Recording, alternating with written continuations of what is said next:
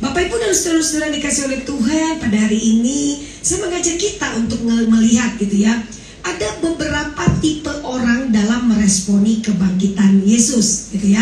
Ada beberapa respon gitu ya.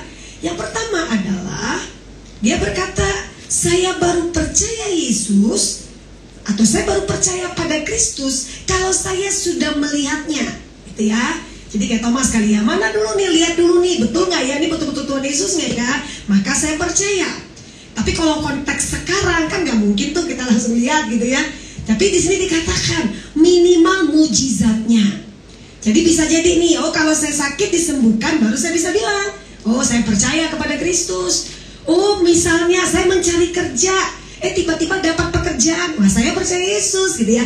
Jadi dia baru percaya ketika ada mujizat. Ya, ya bisa positif juga lah. Tapi di situ sebetulnya mengandung sebuah makna. Orang ini terus butuh bukti untuk membangun iman percayanya. Dia lupa di dalam hidup ini gak semuanya kita dapatkan sesuai dengan apa yang kita minta, betul? Betul ya? Kalau nggak nanti kacau. Salah satu orang yang akhirnya meninggalkan Tuhan itu adalah orang yang membangun imannya karena mujizat. Pada waktu dia sakit sembuh, percaya sama Tuhan. Pada waktu dia butuh duit, dikasih duit, dia percaya sama Tuhan. Tapi di satu titik dia ngalami apa yang diminta nggak didapat, dia akan langsung meninggalkan Tuhan. Contoh realnya siapa Bapak Ibu? Orang Israel, betul? Ngelewati laut Teberau, ingat kisah itu gitu ya? Lewat, dia jalan di keran gitu ya. Wah, puji Tuhan, mereka memuliakan Tuhan. Mereka lewat, terus laut itu tertutup lagi kan? Sudah dia, wah habis lah tuh ya, orang-orang Mesir terus itu habis gitu ya. Nah kemudian harusnya kan gini nih, ih keren ya Tuhan ya, kita bisa lewat di tengah-tengah laut gitu kan ya. Harusnya kan begitu, tapi enggak. Waktu mereka jalani lagi, mereka ketemu air pahit, betul? Kalau kita baca Keluaran, ayo dibaca gitu ya. Ketemu air pahit, responnya apa? Sungut-sungut, harusnya kan mus-mus gitu ya, Musa maksudnya ya. Ya kan Musa disingkat aja ya, Mus, pendeta Musa, misalnya udah jadi pendeta gitu ya. Ayo dong, tadi laut terbelah, masa air gak bisa jadi manis? Bikin dong kan gitu kan ya. Tapi ini kan enggak. Lebih bagus kami mati gitu ya. Bagus kami mati, ngapain sih lu bawa kami keluar dari Mesir? Gila gak tuh? Di situ kita bisa menyimpulkan iman yang dibangun dari mujizat gak kan itu bertahan lama gitu ya. Yang kedua, nih lebih ekstrim nih, saya yakin di sini nggak ada ya, nggak ada di sini. Tipe kedua kalau ada harusnya nggak di sini gitu ya. Saya tetap tidak percaya pada Yesus walau saya melihatnya ataupun menyaksikan mujizatnya. Biasanya kalau orang kayak gitu langsung gini, kebetulan itu. Tapi dia sakit udah divonis 2 bulan. Mungkin dokternya salah vonis kali gitu ya.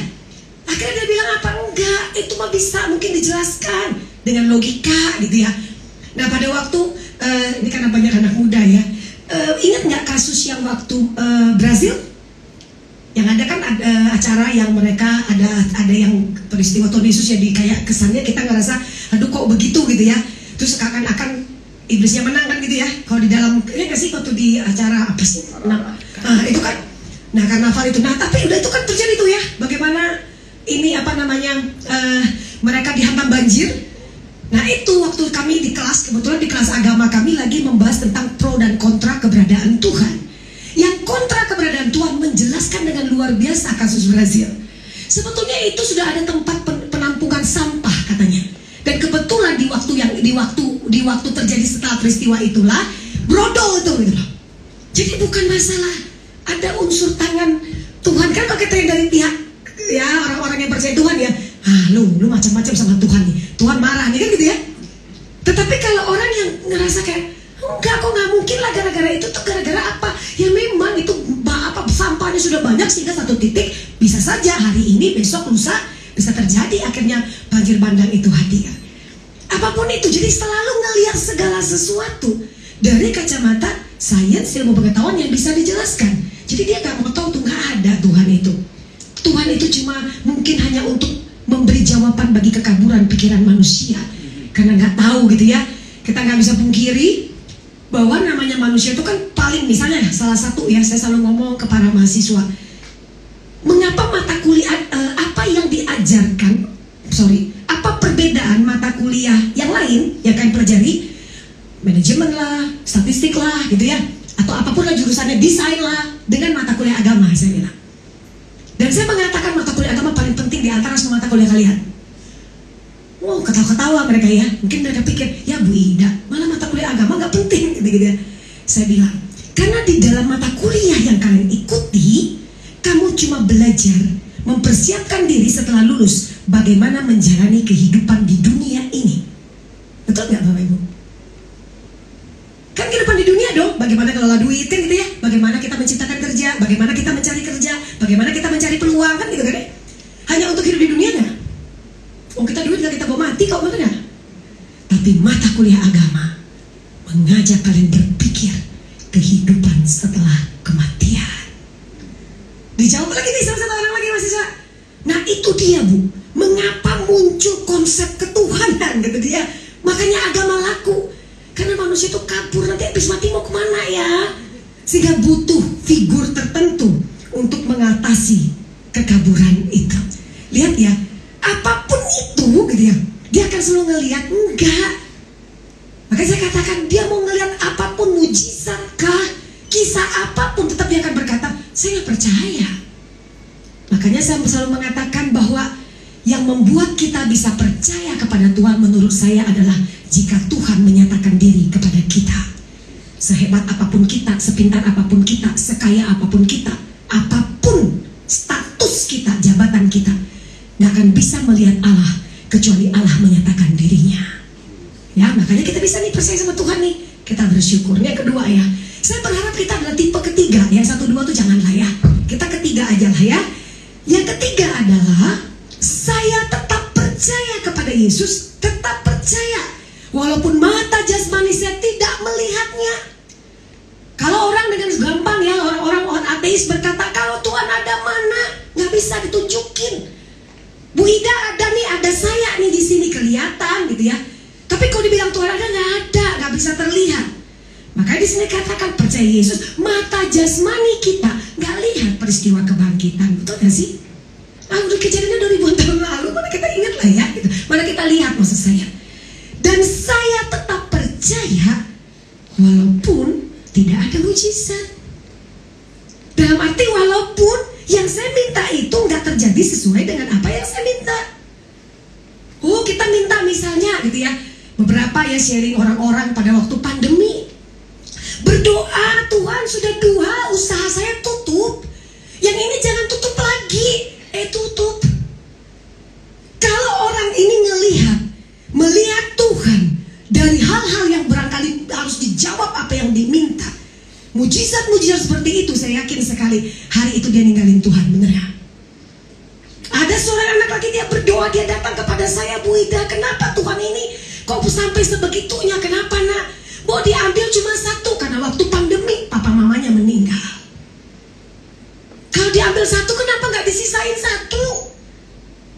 Balik lagi, kalau dia membangun imannya dari hal sakit disembuhkan, saya yakin hari itu dia akan meninggalkan imannya. Tapi dia tetap percaya karena dia membangun imannya bukan hanya dari mujizat. Jadi itu yang kita mesti lihat, bahwa enggak selama tadi kita sudah lihat kok Bapak Ibu dan saudara-saudara ya, udah lihatlah orang Israel ngalami mujizat. Tiap kali ada masalah ribut duluan, pasti itu berkali-kali lo lihat, makanya dibilang kan bangsa yang tegar tengkuk kan, benar gak sih? Nah kita lihat di sini bersama-sama gitu ya.